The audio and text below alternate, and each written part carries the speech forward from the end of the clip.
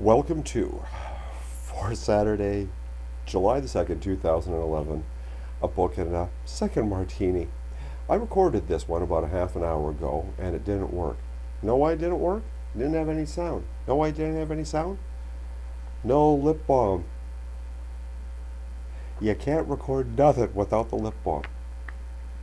The heck of it all is that this is actually a serious one, okay?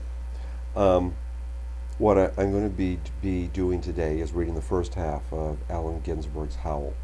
It's the greatest poem written in the post-World War II period, for my money anyway. And I'm a little shiny. It's a rather hot and humid day here too, okay? Why I want to read Howl is that I was chatting about my dear friend's wall the other day on Facebook, and talking about the Tea Partiers. The Tea Partiers, in Hunter Thompson's great phrase, are filled with fear and loathing. They're frightened. They know that the system doesn't work. Okay? The solutions that they are being fed by corporate capitalists aren't going to work either, except if you happen to be a corporate capitalist. Okay? I'm probably am going to be talking about Hunter.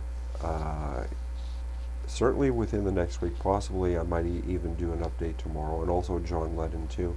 But first, you need a context. Pardon.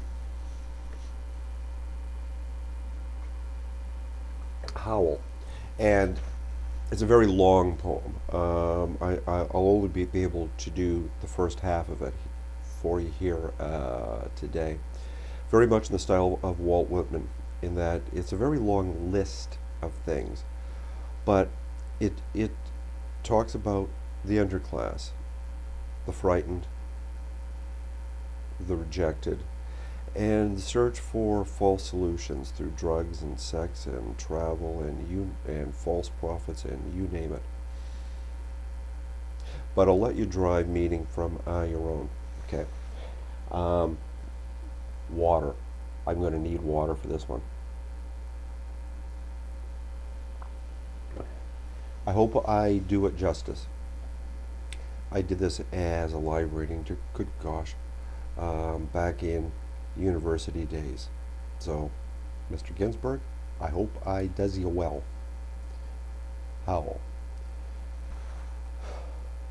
I saw the best minds of my generation destroyed by madness, starving, hysterical, naked, dragging themselves through the Negro streets at dawn looking for an angry fix. Angel-headed hipsters burning for the ancient heavenly connection to the starry dynamo and the machinery of night, who poverty and tatters and hollow-eyed and high sat up smoking in the supernatural darkness of cold water flats floating across the tops of cities contemplating jazz, who bared their brains to heaven under the aisle and saw Mohammedan angels staggering on tenement roofs and illuminated, who passed through universities with radiant eyes, hallucinating Arkansas and Blake-like tragedy among the scholars of war, who were expelled from the academies for crazy and publishing odes on the windows of the skull, who cowered in unshaven rooms and underwear, burning their money in wastebaskets, listening to the terror through the wall, who got busted in their pubic beards returning through Laredo with a belt of marijuana for New York, who ate fire in paint hotels or drank turpentine in Paradise Alley, death or purgatoried their torsos night after night with dreams, with drugs, with waking nightmares, alcohol and cock, and endless balls. Incomparable blind streets of shuddering cloud and lightning in the mind, leaping towards poles of Canada and Patterson, illuminating all the motionless world of time between. Peyote solidities of halls, backyard green tree cemetery dawns, wine drunkenness over the rooftops, storefront burrows of tea-head joyride, neon blinking traffic light, sun and moon and tree vibrations in the roaring winter dusks of Brooklyn, ashcan rantings, and kind king light of mind, who chained themselves to subways for the endless ride from Battery to Holy Bronx on Benzedrine, until the noise of wheels and children brought them down shuddering, mouth-racked and battered, bleak of brain, all drained of brilliance in the drear light of Zoo, who sank all night in submarine light of Bickford's, floated out and sat through the stale beer afternoon in desolate Fugazis, listening to the crack of doom on the hydrogen jukebox, who talked continuously 70 hours from park to pad to bar to Bellevue to museum to the Brooklyn Bridge, a lost battalion of platonic conversationalists jumping down the stoops, off fire escapes, off windowsills, off Empire States, out of the moon.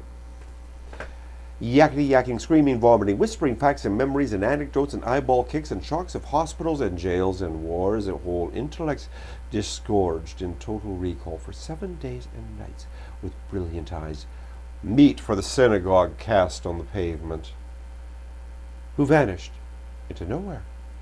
Zen, New Jersey, leaving a trail of ambiguous picture postcards of Atlantic City Hall, suffering eastern sweats and Tangarian bone grindings and migraines of China under junk withdrawal in Newark's bleak furnished room, who wandered around and around at midnight in the railway yard, wondering where to go, and went, leaving no broken hearts, who lit cigarettes in boxcars, racketing through snow toward lonesome farms in Grandfather Night, who studied Platonius, Poe, St. John of the Cross, telepathy, and bought Kabbalah because the universe instinctively vibrated at their feet in Kansas, who loaned it through the streets of Idaho, seeking visionary Indian angels who were visionary Indian angels, who thought they were only mad when Baltimore gleamed in supernatural ecstasy, who jumped in limousines with the Chinamen of Oklahoma on the impulse of winter wind, midnight street light, small town rain, who lounged hungry and lonesome through Houston seeking jazz or sex or soup, and followed the brilliant Spaniard to converse about America and eternity, a hopeless task, and so took ship to Africa, who disappeared into the volcanoes of Mexico, leaving nothing behind but the shadow of dungarees and the larva and ash of poetry scattered in fireplace Chicago, who reappeared on the West Coast, investigating the FBI in beards and shorts, with big pacifist eyes, sexy in their dark skin, passing out incomprehensible leaflets, who burned cigarette holes in their arms, protesting the narcotic tobacco haze of capitalism, who distributed super communist pamphlets in Union Square, weeping and undressing while the sirens of Los Alamos wailed down war on the Staten Island ferry. It also wailed, who broke down crying in white gymnasiums, naked and trembling before the machinery of other skeletons, who bit detectives in the neck and shrieked with delight in police cars for committing no crime but their own wild cooking pederasty and intoxication, who howled on their knees in the subway and were dragged off the roof waving genitals and manuscripts, who let themselves be done in the ass by saintly motorcyclists and screamed with joy, who blew and were blown by those human seraphim, the sailors, caresses of Atlantic and Caribbean love, who bawled in the morning and the evenings in rose gardens on the grass of public parks and cemeteries, scattering their semen freely to whomever come what may, who hiccuped endlessly, trying to giggle, but wound up with a sob behind a partition in a Turkish bath when the blonde and naked angel came to pierce them with a sword,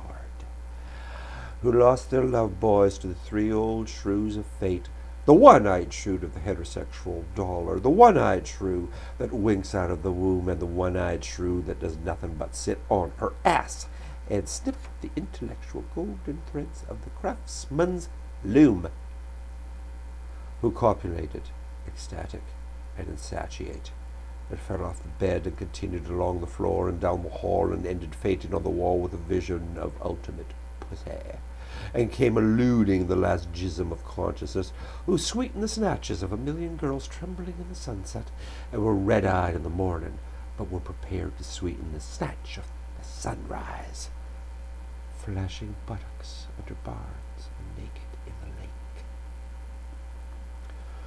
who went out whoring through Colorado in myriad stolen night cars, N.C., secret hero of these poems.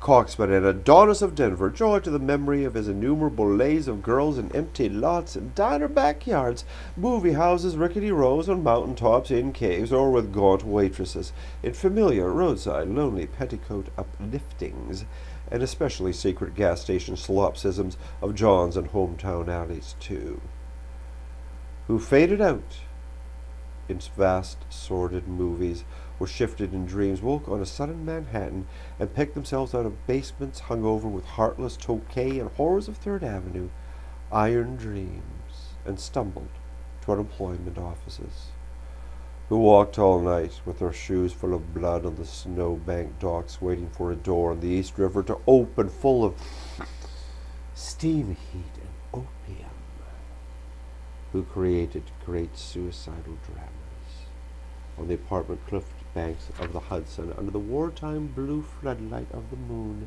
and their heads shall be crowned with laurel in oblivion, who ate the lamb stew of the imagination or digested the crab at the muddy bottom of the rivers of Bowery, who wept at the romance of the streets with their pushcarts full of onions and bad music, who sat in boxes breathing in the darkness under the bridge and rose up to build harpsichords in their lofts, who coughed on the 6th floor of Harlem, crowned with flame under the tubercular sky, surrounded by orange crates of theology, who scribbled all nights, rocking and rolling over lofty incantations which in the yellow morning were stanzas of gibberish, who cooked rotten animals, lung, heart, feet, tail, borscht, and tortillas, dreaming of the pure vegetable kingdom, who plunged themselves into meat trucks looking for an egg.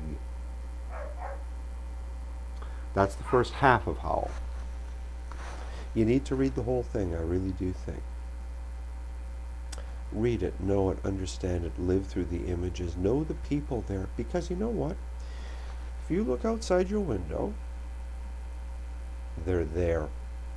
They need you. They're frightened. They need your love. I think you have enough to give. I trust you. So, I hope that was okay. From all of us who work the late shift, have a beautiful weekend. For my dear friends in the United States, happy 4th. And for those of us who work the late shift, good night, everybody.